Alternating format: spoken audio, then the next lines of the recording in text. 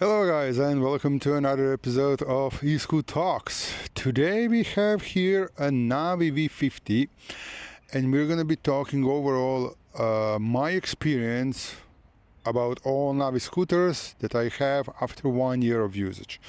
So around this time, a little bit earlier last year, I actually got the V50 and S65C and S65 I had for a couple of years, but I never used it too much. So a year later, after using more primarily V50 and S65C, not S65 that much, but I'll explain it later, what are my thoughts? So primarily I was mostly using S65C because of the suspension. It was just brilliant. It is a little bit on the heavier side, and it takes a little bit more space, but it's a comfortable ride and it has a pretty big range. Even that, regarding size, I absolutely loved V50 from day one, but my biggest problem was range, until I accidentally discovered that the range is just, oh boy. So I needed to do something in Blanchardstown like 6 months ago, and needed to go and grab something and come back, and there and back it was a little bit under 25 kilometers. So I'm thinking like, okay, this is V50 rated for 50 kilometers, it should do 25. Okay, so, and I actually didn't had S65C wasn't fully charged because I used it day earlier and I forgot to put it on charge. So I was like, yeah, this will have to do the job and that's it. I'll survive to there and back. Like, I went on a canal, I kind of knew the road, mostly it's gonna be smooth. So like, yeah, that's fine. Went there, came back, still had 26% battery left. I was like, are you serious? So I decided to zip around town until I completely drained the battery.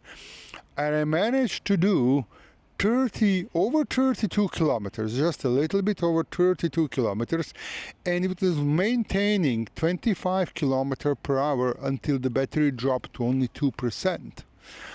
So I was absolutely shocked. I wasn't expecting this at all. Since then, this is my main scooter. In Dublin, in most cases, you're gonna see me on Navee V50 because of the folding. It's so small and nice and great and everything, you know. So, of course, a bit of a downside is that lack of suspension, and that's where S65C kicks in. If I'm going somewhere where I'm not gonna go or completely in a cycle lane where I don't know the route, or down the canal or something, and I'm not sure about the surface, then I'm probably going to go on S65C, because with lots of vibrations on a longer journey, this is going to be sore.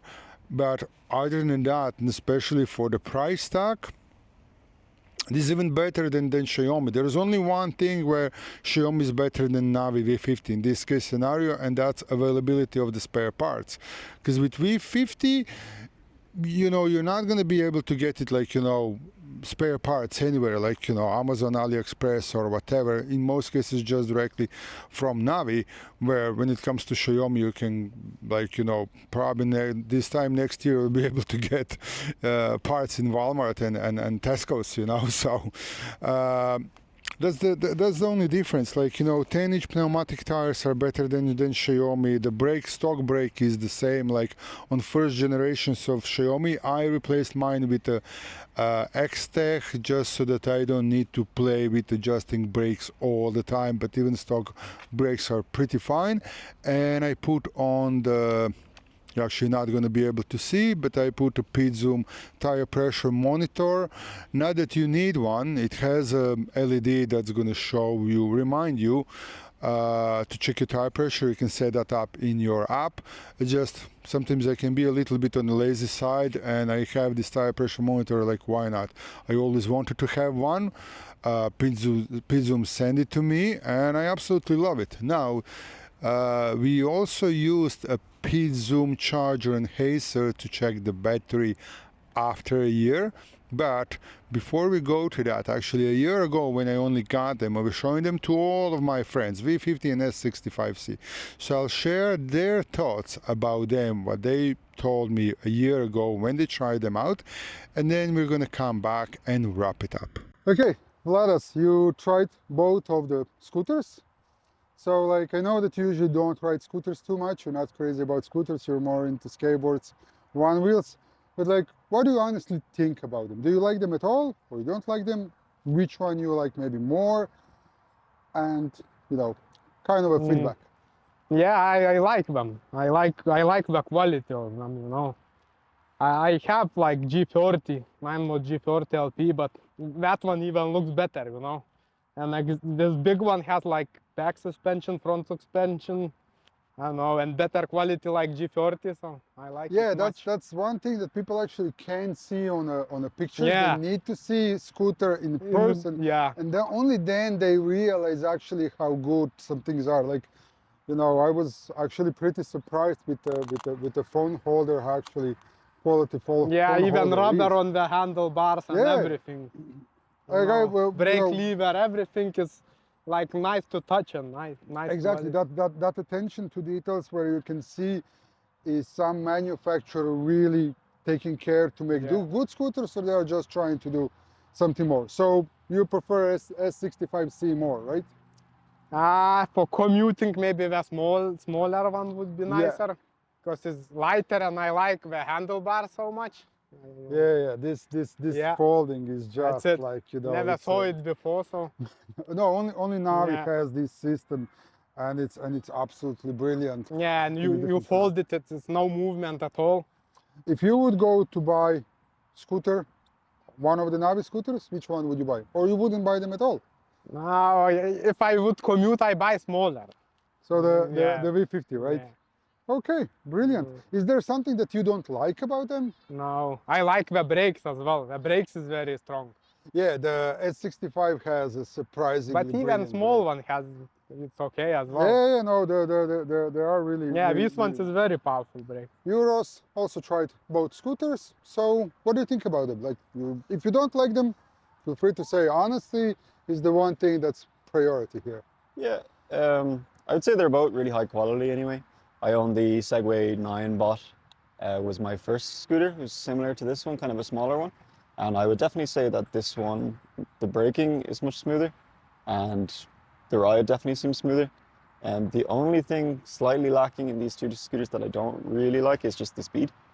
Yeah. But I mean, when I started out on scooters, I think this kind of speed is perfect for them, you know, for what they Yeah, are. for a starter, for the Yeah. first scooter, 25 kilometers, like you don't need anything more than that. Yeah, I do agree that this one has actually kind of harsher brake. That even surprised me, I have to admit. This is much smoother braking experience, but like a positive thing about this harsh braking is like if you need to do emergency braking, it works perfectly fine, you know. So like if you would go to buy one of the Navee scooters, which one would it be then? I'd probably take this one. I mean, I commute to work on a scooter.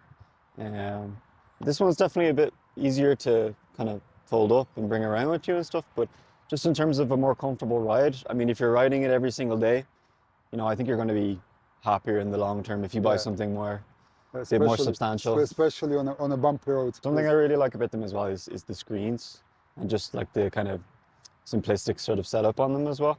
Like even on my own performance kind of scooter, like I would actually love if it had like a proper LED display, and you know, it's definitely nicer than the basic ones, like, you know. Yeah. Well, thank you so much for your feedback, and thank you for trying them out. No and problem. will I have more scooters? I'll let you try. Cool. Thanks. No worries. Oh, there, I'm not the only one that actually likes them. My friends try them, they like them as well, and it is really true that like you can't experience this build quality until you try a scooter, and they are really well built. But I'm planning to actually do a couple of more really interesting and stressful tests, but I'm not going to say anything too much in advance in case those tests don't succeed. But if you still haven't, maybe consider subscribing, because I really want to do a hard test on those. Okay, so we did a battery test, okay, thanks to PZoom, charger and Hacer, and a year later the battery didn't degrade at all. Okay, not at all. So that's another absolutely brilliant and super positive thing about it. So yeah, it's climbing hills much better than Xiaomi. Honestly, you can feel that it can handle hills better than Xiaomi. It's just overall a really nice scooter. Not perfect. For example, when you buy a scooter, this is one thing that most people complained about, and you fold it down, it's actually kind of can be a bit hard to take it back out. I did found a solution for that. So basically, you know, you can bend your mudguard. You just put a bit of a pressure here and then try to adjust the mudguard so that it's easier to take it out. There, so now I adjust it. Now the thing is, when you do that, when you're carrying it, the hook can come undone. The scooter can become just fell off, you know. So that's a bit of a downside. Another downside that's probably most annoying to me, that the rear mudguard support actually goes inside of the frame and it's attached to rear wheel axle.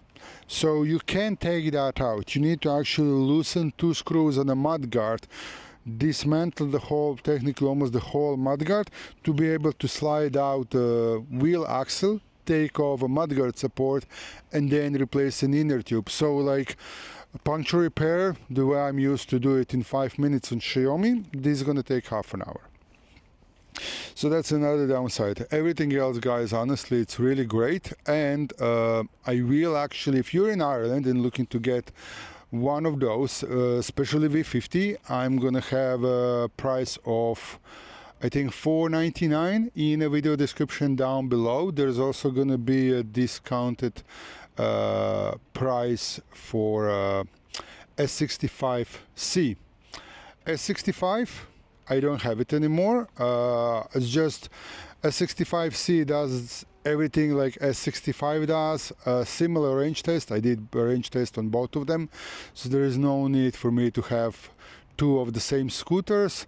So yeah, I got rid of S65, but this, like for a beginner, yes, brilliant scooter. If you want something more advanced, S65C, I think that the Navee really nailed it there.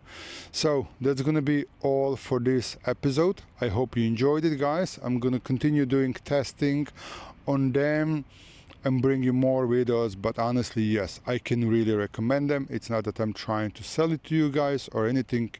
If you're watching my YouTube channel, you know already I'm not that type of a person, but I absolutely genuinely love this. Big thanks to PZoom for providing the tire pressure monitor and charger and Hacer, so I can check this battery after 1 year. It's a brilliant thing that it will be also helpful to probably lots of people. So also link is going to be in the video description, and yeah, that's it. I'll talk to you guys pretty soon, but that's gonna be all for this episode. Till next time, please stay safe out there and respect other road users. Bye bye.